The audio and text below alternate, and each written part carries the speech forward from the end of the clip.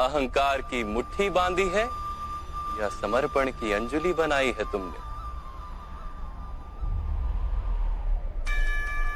इस ज्ञान को ग्रहण कर पाओगे?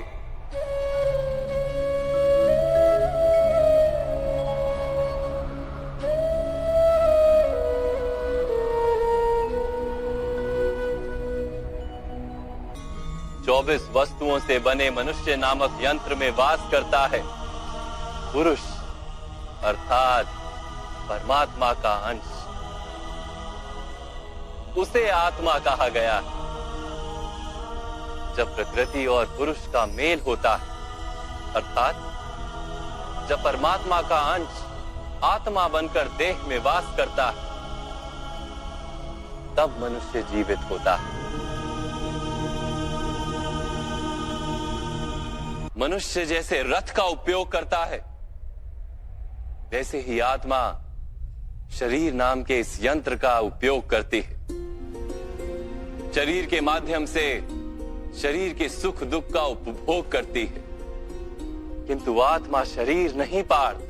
शरीर का नाश किया जा सकता है, किंतु आत्मा का नाश नहीं किया जा सकता। नैनं छिन्दन्ति शस्त्राणि नैनं दहति पावका न चैनं क्लेदयन्त्यापो न शोष्यति मारुता। आत्मा ना शस्त्रों से छेदी जा सकती और ना ही अग्नि से जलाई जा सकती। न जल उसे निर्बल कर सकता है और ना ही पवन उसे सुखा सकती। आत्मा शरीर में रहते हुए भी अमर है। न हन्यते हन्यमाने शरीरे। पार्थ, शरीर की हत्या की जा सकती है, किंतु आत्मा की हत्या नहीं की जा सकती। आत्मा तो सर्वव्यापी है, अचल है, स्थिर है, सनातन है। पुराना वस्त्र त्याग कर जैसे मनुष्य नया वस्त्र धारण करता है, वैसे ही आत्मा पुराना शरीर छोड़कर बार बार नया शरीर धारण करती है। परंतु माधव, मैं तो जगत का अनुभव अपने शरीर के माध्यम से ही करता हूं। स्वयं को देह न जानकर मैं आत्मा कैसे जान सकता हूं? स्वयं को आत्मा के रूप में जानना असंभव भी नहीं पार्थ।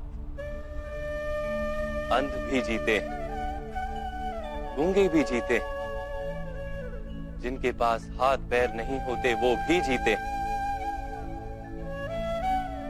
स्पष्ट कि शरीर मनुष्य नहीं, जिसकी चेतना चली जाती है, जिसे मूर्छा आ जाती है, वो भी जीवित रहता है।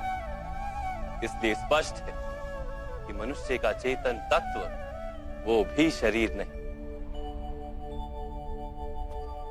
इसी प्रकार जो व्यक्ति अपने भीतर खोज करता है, मैं इंद्रियां नहीं, शरीर नहीं, भावनाएं नहीं, विचार नहीं, ज्ञान भी मैं नहीं, जो ये समझता जाता है, वो अंत में स्वयं को आत्मा के रूप में जान ही लेता है।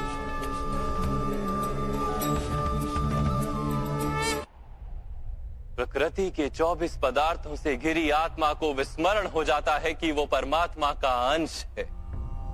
अधिकतर आत्माएं अपनी देह को ही सब कुछ मानती हैं, स्वयं देह से भिन्न है, ये जान ही नहीं पाती। शरीर को जो सुख दुख स्वाद गंध आदि का अनुभव होता है, उसे अपना अनुभव मान लेती है और बदलाव का प्रयास ही नहीं करती।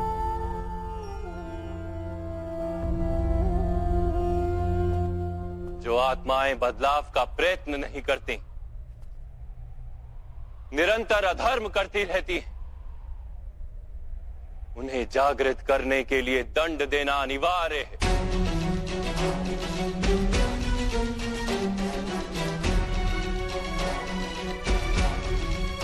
तुम भी ये जान लो पार्थ कि तुम शरीर नहीं, केवल एक आत्मा हो।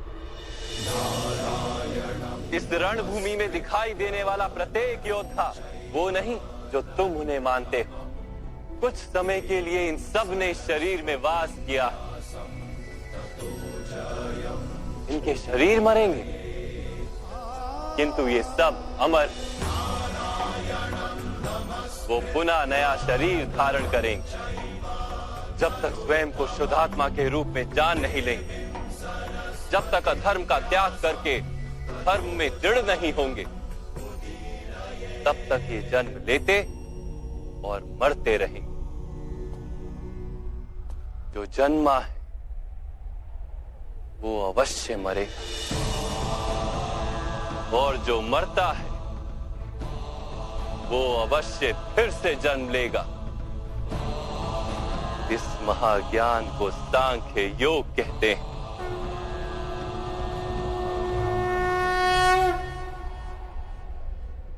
धर्म और अधर्म क्या है माधव? जिस मार्ग पर चलकर मनुष्य स्वयं को आत्मा के रूप में देखता है, परमात्मा के अंश के रूप में स्वयं को जानता है, उस मार्ग को धर्म कहते हैं।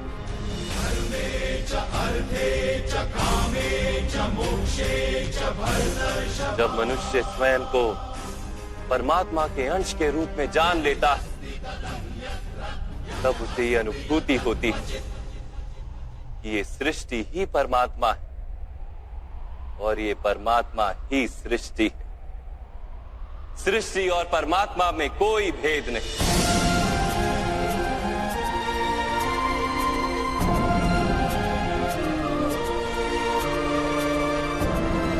जो मनुष्य ये जान लेता है, वो दूसरे मनुष्यों और प्राणियों की ओर निर्दयी और कठोर नहीं होता।